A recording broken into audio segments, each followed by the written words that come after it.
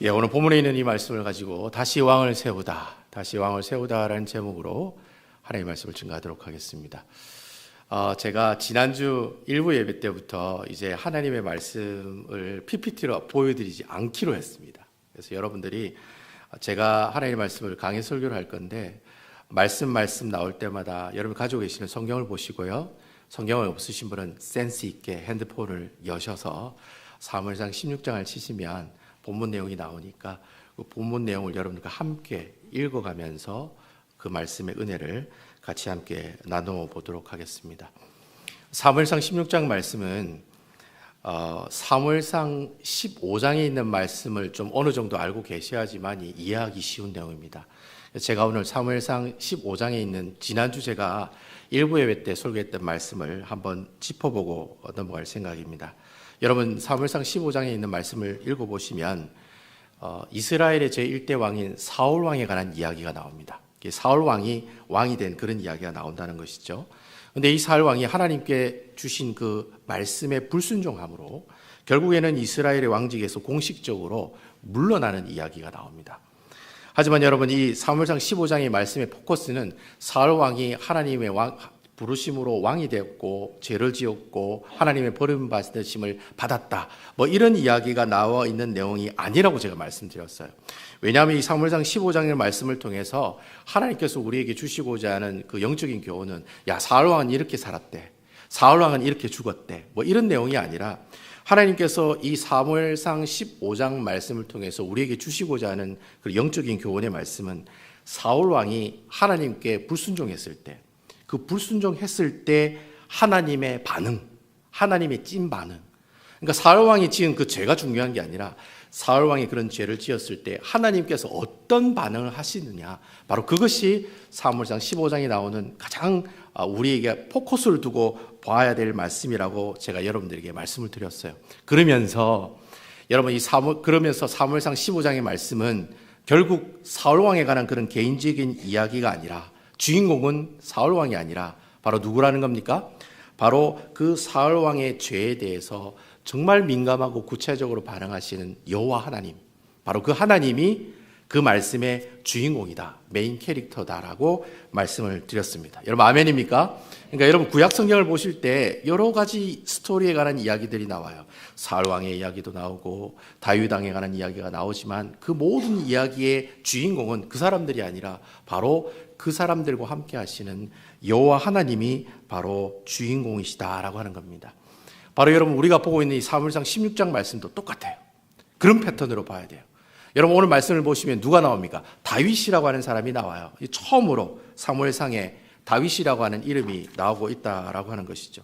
그리고 그 다윗이 어떻게 해서 왕으로 선택함을 받고, 그래서 여러분 나중에 보시면 이새의 아들 중에 8명의 아들 중에 엘리압을 지나가는데 패스, 둘째 아들 지나가는데 패스, 셋째 아들 지나가는데 패스, 나중에는 제일 마지막에 핫바리 왕따 당하는 그 다윗이 하나님의 왕으로 이렇게 세움을 받는 그런 이야기가 나오잖아요.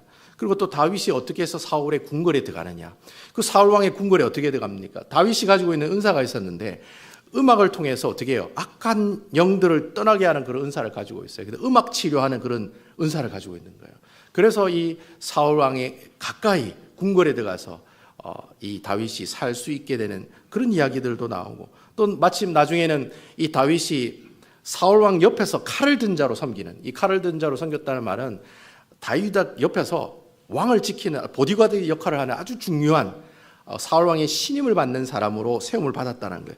그러한 이야기, 바로 그러한 이야기가 어떻게 해요? 참으로 이 스펙타클하게 다윗이 이렇게 살았다는 이야기가 사무엘상 16장 이후부터 쭉 계속해서 다윗에 관한 이야기가 나오고 있다라고 하는 것입니다. 그런데 중요한 것은 바로 그 이야기의 주인공은 바로 그렇게 스펙타클한 삶을 살았던 다윗이 주인공이 아니라 누가 주인공이라는 겁니까? 바로 그 다윗의 인생을 주관하고 계시는 여호와 하나님이 바로 이 이야기의 주인공이 되신다는 겁니다. 여러분 아멘입니까? 하나님이 주인공이라는 거예요. 지난주도 하나님이 주인공, 이번에도 하나님이 주인공, 다윗이 나오지만 실질적으로 하나님에 관한 이야기를 하고 있다라고 하는 겁니다. 그래서 여러분들이 사무엘상 16장에 있는 말씀을 쭉 읽어보시면, 저희들이 읽어봤던 1절부터 5절까지 말씀을 쭉 보시면 각각 절마다 나오는 한 단어가 있습니다. 어떤 내용이 나옵니까? 저를 보시면 안 되죠. 성경을 봐야죠. 제가 뭐 성경은 아니잖아요. 뭐 잘생긴 얼굴은 아니지만 성경을 봐야죠. 성경이 1절에서 5절 쭉 훑어보니까 무슨 단어가 자주 나옵니까? 여호와께서라는 단어가 자주 나오네요. 여호와께서라는 단어가 자주 나온다는 거예요. 여호와께서 아니면 하나님께서. 밑줄을 계속 밑줄 당구장 표시 3장 하면서 여러분 형광펜으로 여호와께서 하나님께서. 여러분 사무엘상을 지은 이 저자가 아주 의도적으로 여호와께서라고 하는 단어를 사용하고 있다는 거예요. 왜 그렇게 사용하느냐? 이 사무엘상을 지은 저자가 독자들에게 그렇게 이야기하고 싶었던 거예요. 사울 왕을 폐위하시는, 사울 왕을 왕으로 밀어내시는 분도 사람이 하는 일이 아니라 누가 하시는 일이다? 하나님이 하시는 일이야. 여호와께서 하시는 일이라는 거예요. 그리고 또 하나님께서 동일하게 그 베들레헴 청교 속에 있는 가족들에게도 왕따 받는 그 다윗이라는 인물을 나중에 이스라엘의 제2대 왕으로 세우시는데, 바로 세우시는 그 일 하시는 분도 사람이 하는 일이 아니라 누가 하시는 일이에요? 여호와 하나님께서 하시는 일이다. 처음부터 끝까지 다 여호와께서 하신다는 거예요. 여러분, 이것을 우리가 신학적인 전문 용어로 뭐라고 얘기하냐면 하나님의 절대 주권이다라고 이야기를 해요. 그래서 여러분, 목사님 되게 어려워요. 여러분, 절대 주권이라면 하나님께서 이 세상을 창조하시고 하나님께서 이 모든 세상을 어떻게 하신다? 통치하고 계신다는 거예요. 쉽게 설명하면 하나님께서 우리 가운데 일어나는 모든 일들 다 그분이 계획하시고 그분이 작정하시고 또 그분이 그 일 하나하나를 다 간섭하시고 주관하고 계신다는 거예요. 쉽게 말하면 하나님이 북치고 장구치고 다 안다는 거예요. 니 다 해무라 이러잖아요. 우리 경상도 사투리에 니 다 해무라. 하나님께서 다 하신다는 거예요. 다 하십니다. 이걸 우리가 어려운 말로 하나님의 절대 주권이다, 그렇게 이야기를 한다라는 겁니다. 결국 여러분이 사무엘상에 나오는 이 이야기의 메인 캐릭터도 누구냐? 바로 여호와 하나님이 바로 주인공이 되신다라고 하는 것입니다.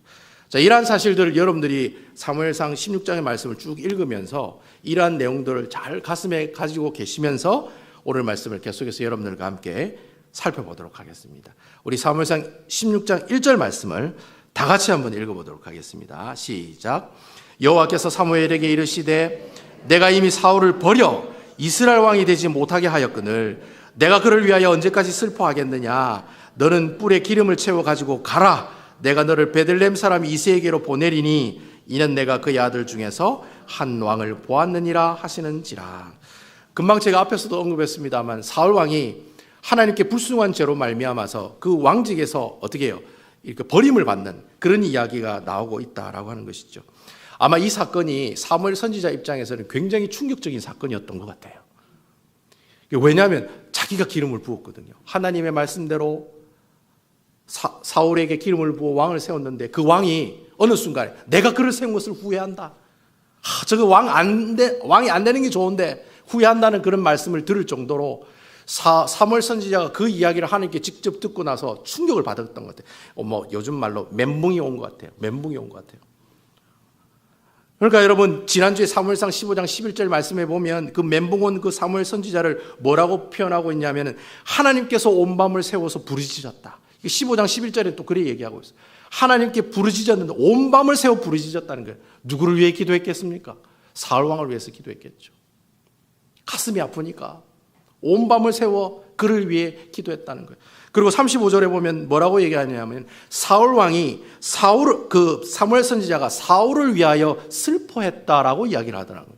여러분, 이게 슬퍼했다는 말은 내가 그냥 슬픈 마음이 있어서 슬퍼했다는 말이 아니에요. 죽은 사람 앞에서 슬퍼했다는 말이에요. 히브리 원뜻으로 보면. 그러니까 죽은 사람 앞에서 슬퍼할 때 그렇게 안 울잖아요. 어떻게 기도합니까? 아이고 나는 간다. 아이고 그렇게 대성통곡하잖아요. 그렇잖아요, 여러분. 사랑하는 사람이 떠나가면 대성통곡이 나오지 않을 수가 없어요. 그런 슬픔을 사무엘 선지자가 어떻게 해요? 경험했다는 거예요. 그래서 슬퍼했다. 사울을 위해 슬퍼했다라고 이야기했다는 거예요. 얼마나 힘들었으면, 사무엘 선지자가 얼마나 힘들었으면 밤을 새워 그를 위해 기도하고 또 참으로 죽은 사람 앞에 두는 사람처럼 대성통곡하면서 울었겠습니까? 목자니까, 지도자니까 우는 거예요. 여러분, 신앙생활 할 때 여러분 누가 상처받고 교회 무슨 큰 일이 생기면 누가 제일 많이 상처받고 누가 제일 많이 슬퍼하고 누가 제일 많이 어려워하고 고통스러워하겠습니까? 누가 그러겠습니까? 바로 담임 목사님이 그렇다는 거예요. 제가 한번 갔다 왔잖아요. 제가 한번 갔다 왔잖아요. 여러분 오해하지 마세요. 저 결혼을 한번 했다가 다시 돌싱이 됐다는 말이 아니에요. 제가 한번 갔다가 왔잖아요. 제가 아는 거예요. 성도들이 내가 누구 때문에 상처받았습니다. 내가 이런 일 때문에 힘듭니다. 괴롭습니다. 이렇게 얘기하지만 제일 많이 상처받는 사람이 담임 목사더라고요. 그래서 여러분 담임 목사가 술도 안 마시고 담배도 안 피는데 간암 걸려, 폐암 걸려 너무 억울하잖아요. 누구는 마시고 그렇게 걸리는데 목사들은 하나도 안 하는데 그런 거 병에 걸려가 죽잖아요. 유명한 목사님들 다 그래 돌아가셨잖아요. 왜 그렇겠습니까? 속으로 문드러지는 거예요. 속으로 문드러지는 거예요. 여러분은 너무 섭섭해요 목사님 이러지만 목사 입장에서는 가슴이 아픈 거예요. 우리 목사님은요 바늘로 찌르면 피도 안 나는 분 같아요 라고 하시지만 제가 한번 갔다 왔다니까요. 경험해 봤다니까요. 그게 아니더라는 거예요. 너무 힘들고 어려운 사람은 바로 그 교회를 이끌어 나가는 목자 대신 지도자의 역할을 감당하는 주의 종들이라는 거예요. 그러니까 여러분 구역장들 마음 상하게 하지 마세요. 여러분 구역 식구들 다 나는 이것 때문에 힘들어요. 저것 때문에 힘들어요. 그럼 구역장이 속이 타요. 속이 타. 예? 여러분 얼마나 구역장이 속이 탔으면 저 내년에는 절대 안 하겠습니다. 저 내년에는 절대 안 하겠습니다. 목사님 절대 시키지 마십시오. 그래놓고 또 절대적으로 하잖아요. 예? 그러면서 또 상하고. 그래서 나중에 보세요. 여러분 구역장님들이 먼저 가실지도 몰라요. 예? 목사님 저는 오래 살고 싶어요. 그래서 안 하시는 분도 생긴다는 거예요. 이 사무엘 선지자가 이렇게 너무 가슴이 아픈 가운데 이런 상황 가운데 있으니까 이제 어떻게 해요? 하나님께서 나서시는 거예요. 그래서 1절 말씀에 보면 하나님이 뭐라고 얘기하시냐면 내가 이미 사울 왕을 이스라엘 왕 가운데서 버렸는데 네가 도대체 언제까지 슬퍼하겠느냐. 여러분 이 표현은 어떤 표현이냐 하면은 그냥 하나님께서 사무엘에게 야, 너 왜 그렇게 슬퍼하냐 이런 뉘앙스가 아니에요. 하나님께서 어떤 뉘앙스로 얘기하고 있냐면은 막 꾸짖고 계시는 거예요. 네 왜 그렇게 하냐고. 네 왜 그래 슬퍼하냐고. 스탑하라고. 더 이상 슬퍼하지 말고 어떻게 해요? 내가 하는 명령에 순종하라고. 지금 그렇게 하나님께서 꾸짖고 경고하고 있는 장면이 바로 오늘 본문에 나오는 1절에 나오는 말씀이다라고 하는 겁니다. 그러면서 하나님께서 사무엘 선지자에게 새로운 미션을 던지는 거예요. 지금 당장 뿔에 기름을 채워서 베들레헴에 있는 곳으로 가라. 그 이새의 아들 중에 내가 세운 왕이 있을 건데 그를 만나라. 그리고 그의 머리에 기름을 붓고 이스라엘의 새로운 왕으로 어떻게 해라? 세워라. 그렇게 이야기를 하시더라는 거예요. 근데 여러분 재밌는 것은 여러분 성경을 보시면 하나님이 이런 명령에 사무엘 선지자가 어떻게 대답해야 되겠습니까? 네 알겠습니다 주님. 제가 바로 가겠습니다. 그래 얘기해야지. 그래 대답해야 되지. 그게 맞잖아요. 근데 여러분 옛설이 아니고 뭐예요? 노설이네요. 노설. 옛설이 아니고 노설인 거예요. 하나님께서 가라고 하시면 네 알겠습니다. 제가 가겠습니다. 그렇게 하면 되는데 사무엘 선지자가 뭐라고 얘기하는 거예요? 제가 어떻게 갈 수가 있겠습니까? 지금 사울 왕이 눈 시퍼렇게 뜨고 있는데 기름 부으라는 말은 새로운 왕을 세우라는 말이요. 쿠데타를 익히려는 말인데 정권을 뒤엎으라는 말인데 제가 베들레헴에 간다는 그 소문이 도는 순간 아마 저는 죽을 것입니다. 아마 그런 마음을 가지고 어떻게 해요? 하나님께서 명령을 하셨지만 왠지 그 명령을 바로 받아들이기는 좀 거시기한 그런 애매한 상황이 오늘 지금 사무엘 선지자에게 임했다라고 하는 겁니다. 여러분 사울 왕이 어떤 왕입니까? 이스라엘의 12지파들이 모여가지고 뽑은 왕이거든요. 공식적으로 이스라엘의 공식적인 왕은 아직까지 공식적인 왕은 사울 왕이에요. 그 사울 왕이 그렇게 살아있는데도 불구하고 어떻게 해요? 기름을 부어 왕을 세우라고 하는 그 이야기는 앞으로 이 이스라엘 땅에 뭐가 불겠다는 겁니까? 피바람이 불겠다는 거예요. 여러분 우리가 역사 드라마 같은 데 보면 그렇잖아요. 내가 안 죽이면 네가 죽이고 내가 죽이면 네가 안 죽이고 뭐 하여튼 그렇잖아요. 내가 죽여야지만이 왕이 될 수 있잖아요. 마찬가지인 거예요. 내가 사울 왕을 제끼고 다윗에게 그 기름을 붓는 그 순간에 어떻게 해요?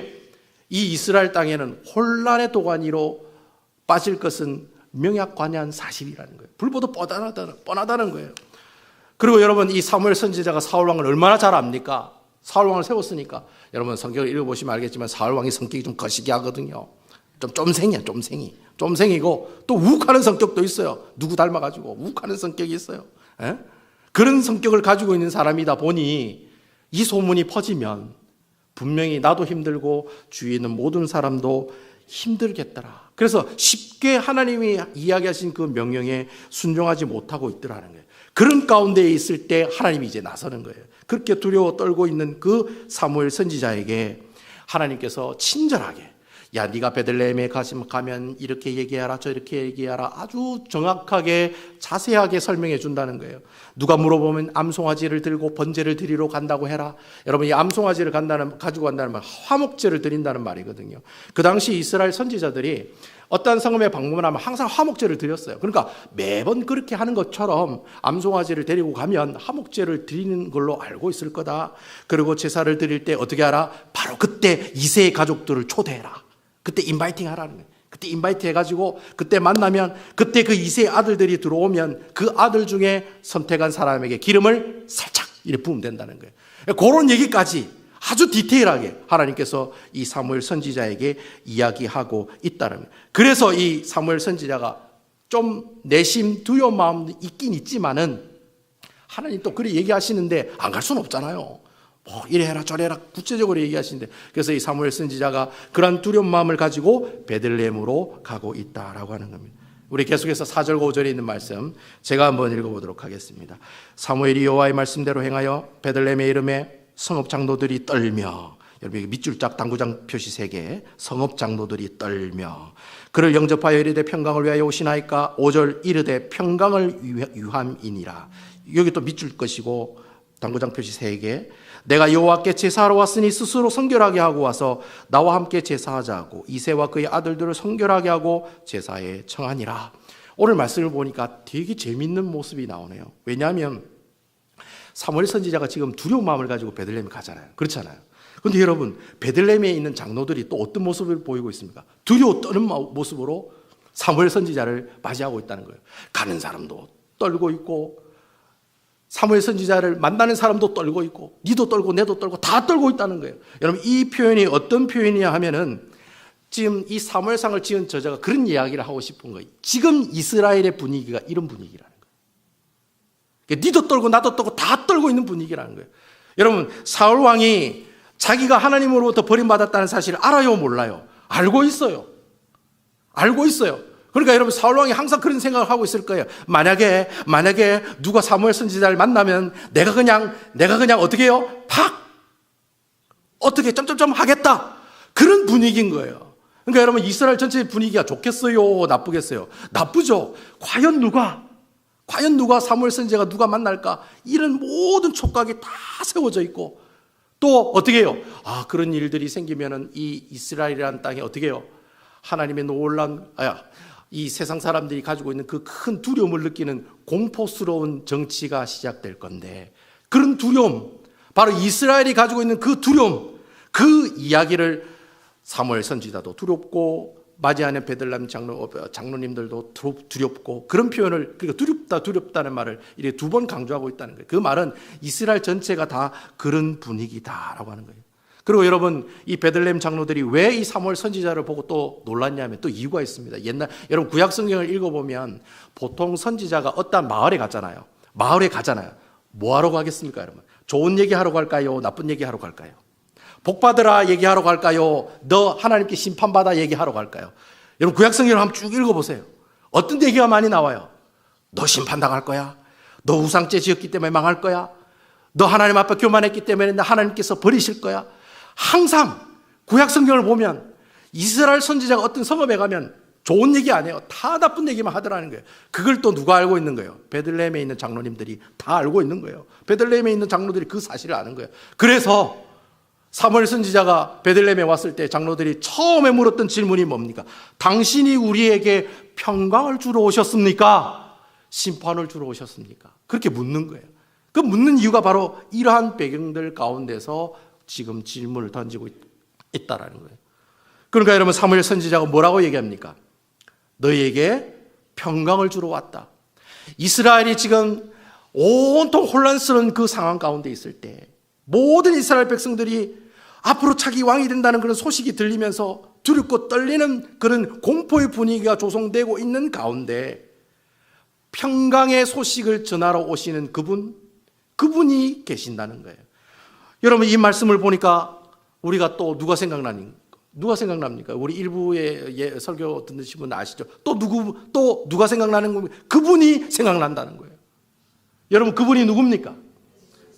어떻게 잘 아시죠? 문 목사가 이야기하는 모든 질문의 90% 이상은 다 예수 그리스도, 예수님입니다. 그러니까 여러분 질문 던지실 때 당황하지 마시고 일단 무조건 예수 그리스도. 여러분 오늘 이 말씀을 통해서 하나님께서 우리에게 무엇을 생각나게 하시느냐 하면 바로 예수 그리스도 그분을 생각나게 하신다는 거예요. 왜 그렇습니까? 여러분 예수님이 어디에서 태어나셨습니까? 고향이 어디십니까? 베들레헴입니다. 지금 사무엘 선지자가 가고 있는 이 베들레헴 땅이 다윗의 고향이기도 하고 다윗을 통해서 앞으로 이 땅에 오실 메시아이신 예수님이 태어난 곳이 바로 베들레헴이라는 거예요. 근데 여러분 예수님께서 이 세상에 오실 때 바로 예수님께서 세상에 오실 때 그때 왕이 누구였냐면 헤롯이라고 하는 왕이었어요. 헤롯이라고 하는 왕이었는데 그 헤롯 왕이 이 예루살렘과 유대 땅을 통치하고 있었는데 신약성경 마태복음 2장 2절에 보면은 그때 동방박사가 동방박사가 와가지고 헤롯 왕을 찾아갑니다. 유대인의 왕이 나신 데가 어디입니까? 우리가 경배하러 왔습니다. 그러니까 여러분 헤롯 왕이 그 이야기를 듣고 어떻게 해요? 깜짝 놀랍니다. 그 성경에 보면 뭐라고 표현되어 있냐면 예루살렘이 그 얘기를 듣고 온 사람들이 소동을 일으켰다고 할 정도로. 왜 그렇습니까? 여러분 헤롯 왕이 그 해 때 자녀를 낳은 적이 없거든요. 자녀를 낳은 적이 없거든요. 만약에 자기 자녀였으면 우리 자녀를 위해서 경배하러 왔구나라고 알고 있을 건데 자기가 자녀를 낳은 적이 없는데 갑자기 유대인의 왕이 어디 계시냐? 우리가 경배하러 왔다고 하니까 여러분 이 헤롯 왕이 놀라는 거예요. 뭐라고 놀라겠습니까? 아니 벌써 나를 왕직에서 내려오게 하고 쿠데타를 일으키는 그런 징조인가? 그런 생각을 했다라는 거예요. 그래서 이 헤롯 왕이 동방박사에게 거짓말을 하는 겁니다. 야, 너희들이 나중에 그 왕에게 경배하고 난 다음에 그 왕이 어디 있는지 나에게 좀 알려달라고. 내가 그를 찾아가서 경배하리라. 이렇게 거짓말을 하게 되죠. 그러니까 여러분 동방박사가 돌아갈 때 헤롯 왕 만나요? 안 만나요? 안 만나요. 꿈에 누군가가 나타나서 뭐라고 얘기합니까? 가지 마라. 그냥 네 고향으로 직접 가라. 그래서 여러분 이 동방박사 그냥 고향으로 가버리니까 헤롯 왕이 나중에 그 사실을 알고 대노하면서 뭐라고 명령을 내립니까? 앞으로 베들레헴과 예루살렘 주변에 2살 이하에 있는 모든 베이비들은 다 어떻게 해라? 죽여라. 그러니까 여러분 예수님께서 이 땅에 오셨을 그때 그 분위기, 그 상황은 지금 사무엘 선지자가 베들레헴으로 평강을 들고 가는 그 상황과 너무나도 비슷한 상황이라는 거예요. 바로 이렇게 세상이 두렵고 떨고 있을 때, 공포스러운 분위기가 조성되고 있을 때 바로 이 땅에 누가 오셨느냐? 바로 아기 예수님께서 평강의 왕으로 오신 겁니다. 할렐루야. 그러니까 여러분 사무엘 선지자가 베들레헴에 가서 평강을 가지러 왔다는 이 놀라운 장면이 앞으로 2000년 이후에 오실 그 예수님께서 그 헤롯 왕 시대 때 정말 분위기가 살벌했던 그 분위기 가운데 참 평안과 참 안식을 우리에게 주시기 위해서 이 땅에 오신 분이 계시니 바로 그분이 예수 그리스도다라는 거예요. 그래서 그분이 생각나는 거예요. 아니 목사님 여기 예수님이라는 단어가 하나도 없는데요. 그런데 그분이 생각나는 거예요. 이 말씀을 보면서 여러분 두려움이라고 하는 것은 하나님이 주신 감정이 아니에요. 여러분 이 두려움이라고 하는 것은 우리가 이 두려움의 역사를 우리가 쭉 거슬러 올라가면 창세기 3장까지 올라가거든요. 창세기 3장에 올라가면 아담과 하와가 하나님이 명하신 그 선악을 알게 하는 나무의 열매를 먹잖아요. 그 먹고 난 다음에 눈이 밝아지면서 자기들의 벗은 모습이 보이기 시작하는 거예요. 그래서 아담과 하와가 너무 부끄러우니까, 너무 두려우니까 어디에 숨습니까? 동산 나무 사이에 숨어서 지내게 된다는 거예요. 그때 하나님께서 아브라함을 부르시는 거예요. 아브라함아, 아브라함아. 그러니까 아브라함이 아니고 아담이죠. 아담아. 왜 이렇게 헷갈리죠? 아담아. 그러니까 이 아담이 하나님께 뭐라고 얘기합니까? 내가 동산에서 하나님의 소리를 듣고 내가 벗었으므로 두려워하여 숨었나이다. 그러니까 아담이 한 그 말 중에 두려워한다는 말이 처음으로 나온다는 거예요. 그러니까 지금 이 아담이 두려워한다는 말이 나왔을 때 이 아담이 뭐 했을 때 두려운 마음이 생겼다는 겁니까? 선악을 알게 하는 나무의 열매를 먹었을 때, 쉽게 설명하면 죄를 짓고 난 다음부터 두려워하는 마음이 생겼다라고 하는 것이죠. 그래서 여러분 로마서 6장 23절에 보면 그 죄의 삭은 뭐라고 되어 있습니까? 사망이라고 하잖아요.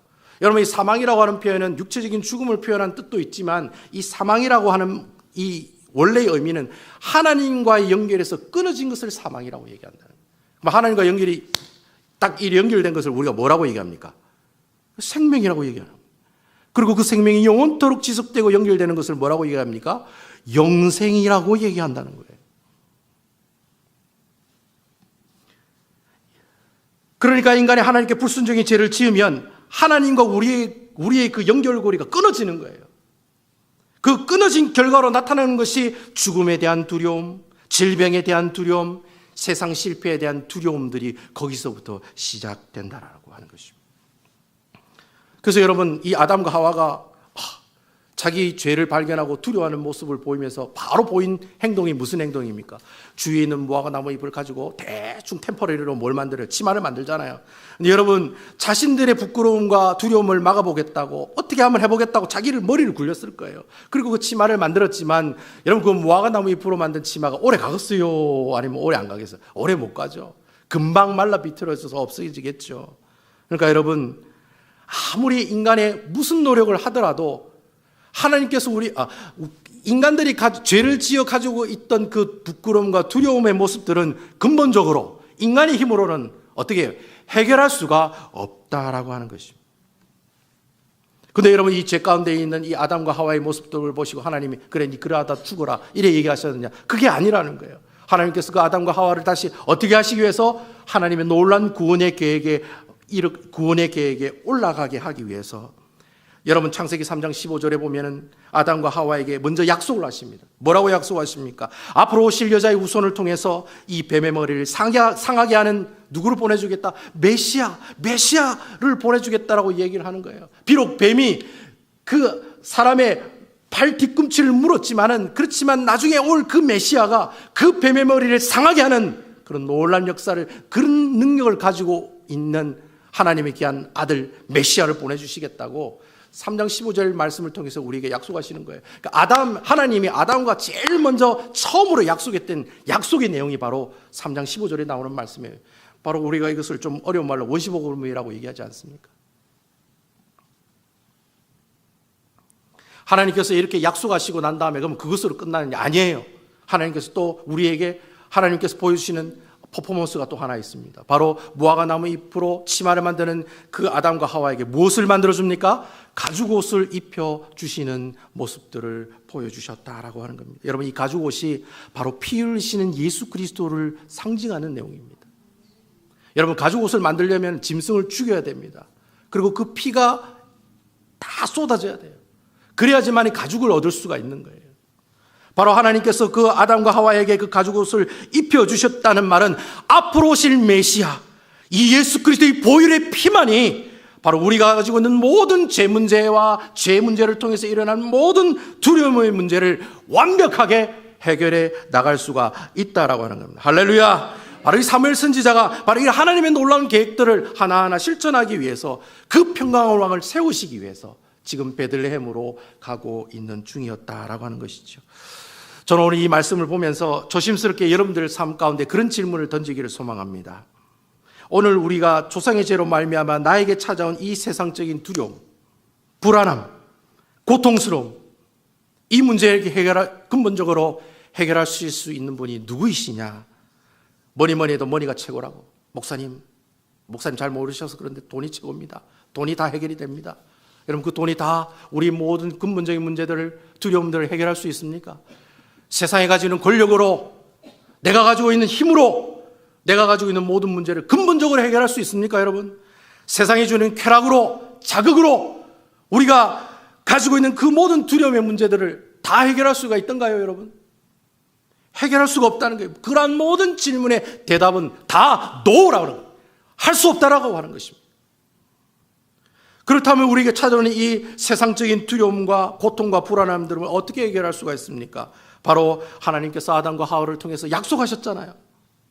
앞으로 이 언약을 통해서 꾸준히 보여주셨고 예언하셨던 메시아 예수 그리스도, 오직 이 예수 그리스도만이 우리가 가지고 있는 모든 근본적인 두려움의 문제들, 가지고 있는 여러분들 모든 질병의 문제들과 경제적인 문제들과 여러분들이 가지고 계시는 그런 모든 고통의 문제들을 하나님께서 어떻게 해요? 이 아들인 예수 그리스도를 통해서 해결해 나갈 수가 있다라고 하는 것입니다. 할렐루야.